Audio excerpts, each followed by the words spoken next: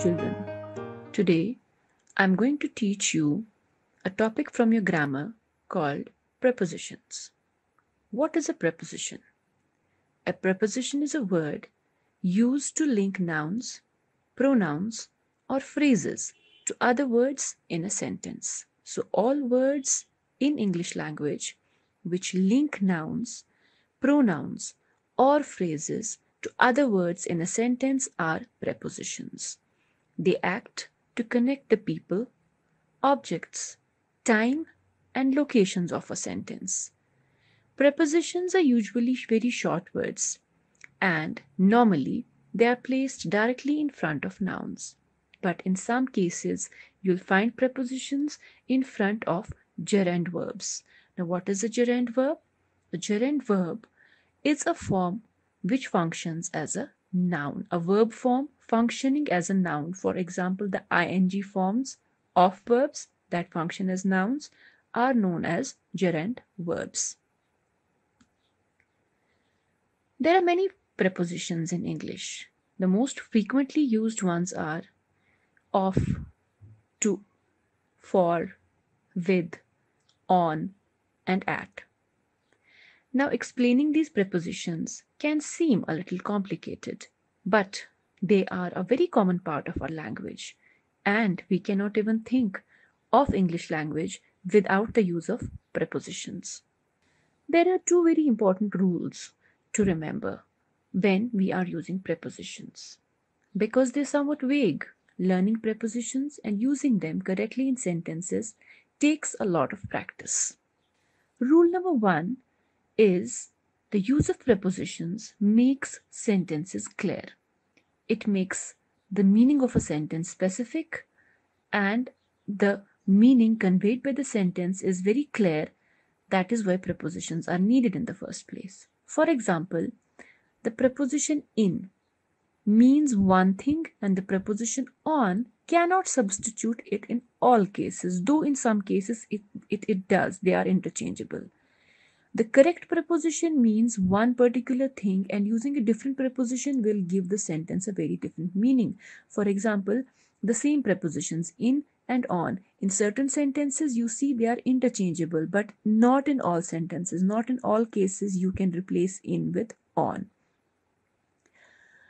I want to see you in the house now, Bill, means completely different than I want to see you on the house now, Bill.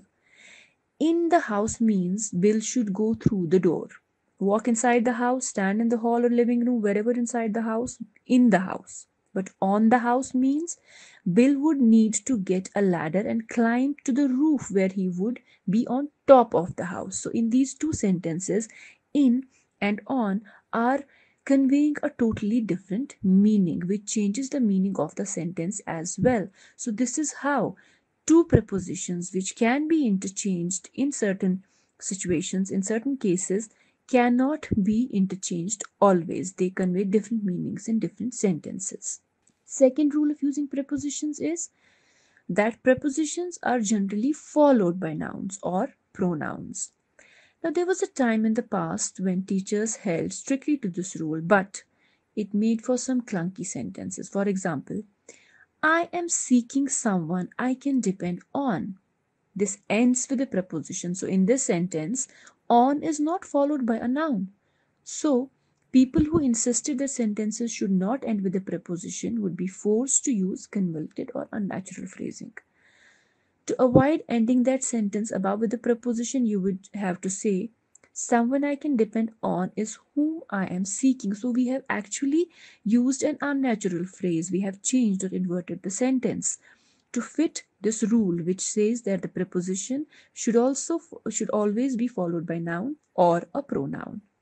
Now, as I already told you that there are multiple words in English language that function as prepositions. There are more than 100 prepositions in English. In addition, there are prepositional phrases. So phrases that begin with a preposition and end with a noun or pronoun are prepositional phrases. Now, in the following explanation of prepositions, you'll come to know about prepositional phrases, and there will be some useful exercises as well.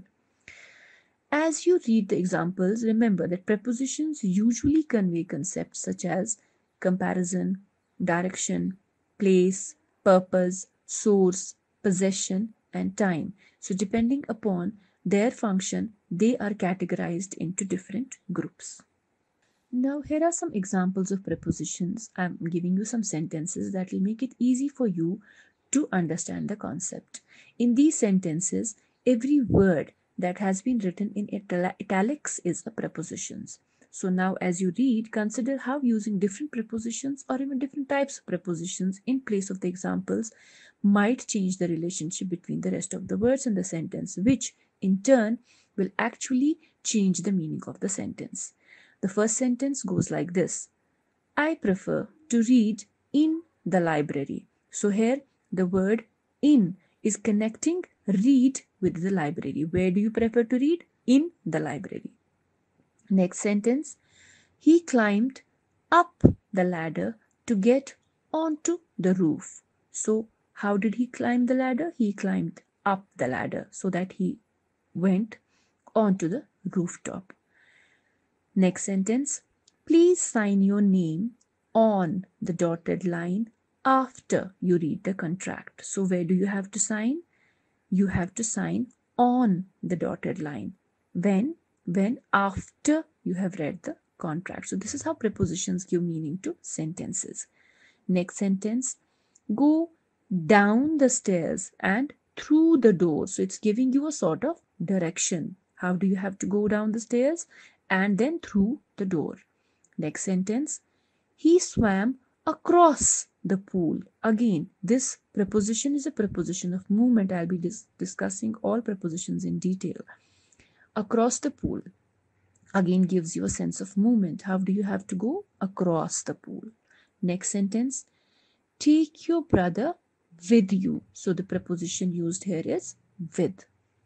As I already told you, depending upon their functions, prepositions are distinguished or categorized into three different types, major types, including time prepositions, place prepositions, and direction prepositions.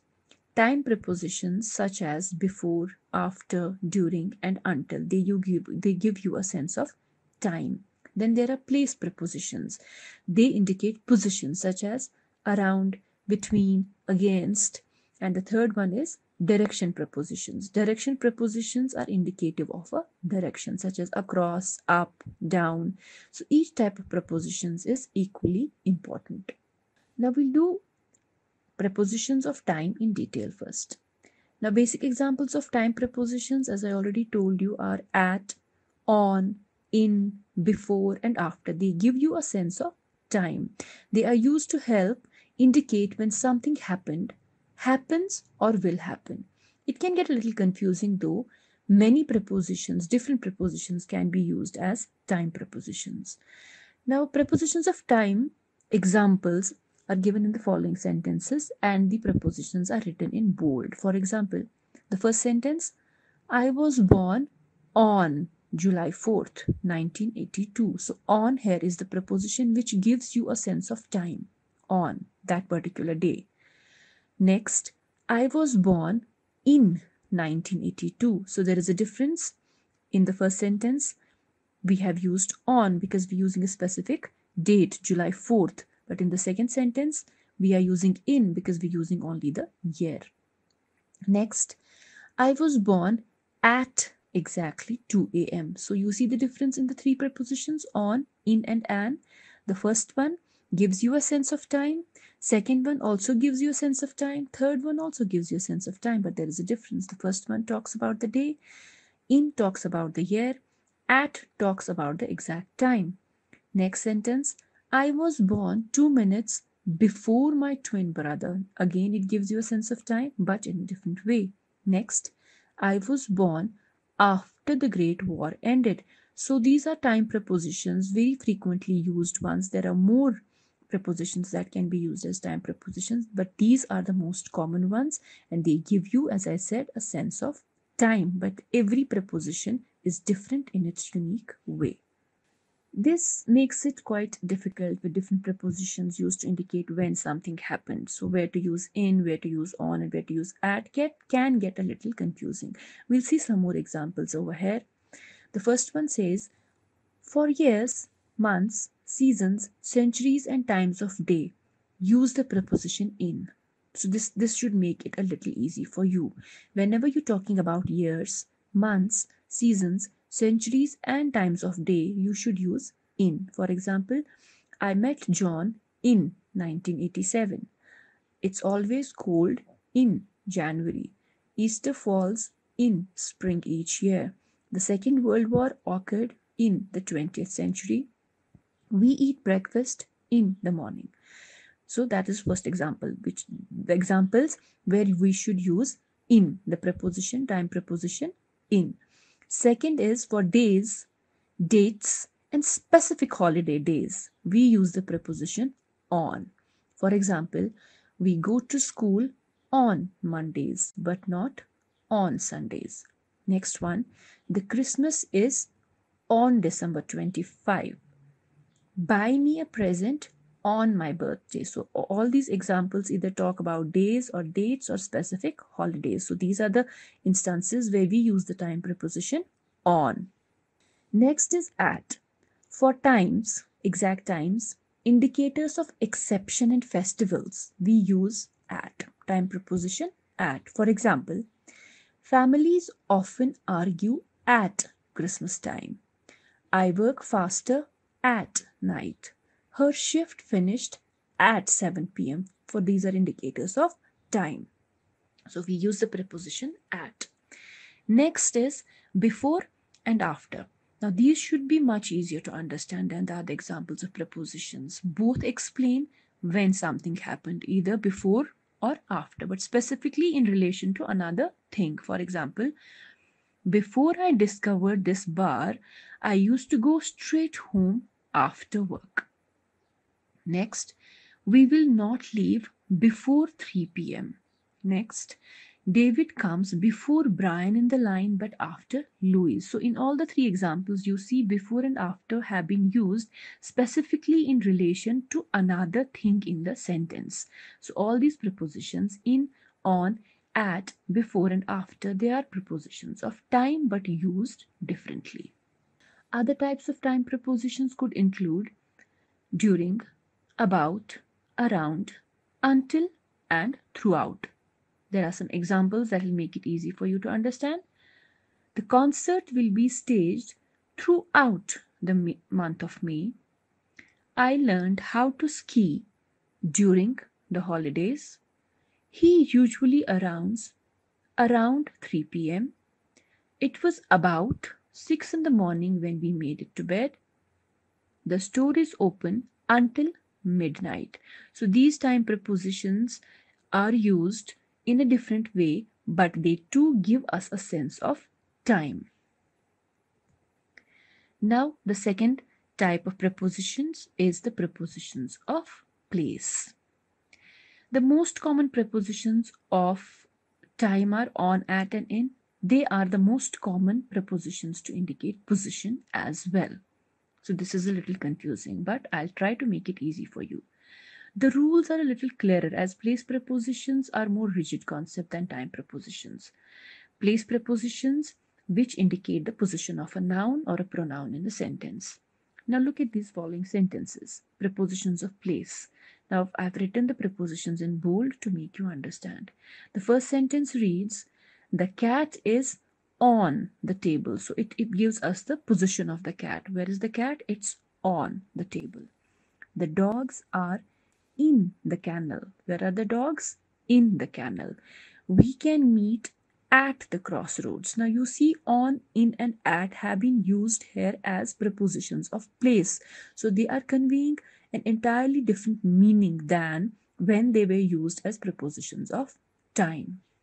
Now on, as a preposition of place, is used when referring to something with a surface. For example, a table, cat is on the table has a surface, so on is used when we are referring to something that has a surface. For example, the sculpture hangs on the wall.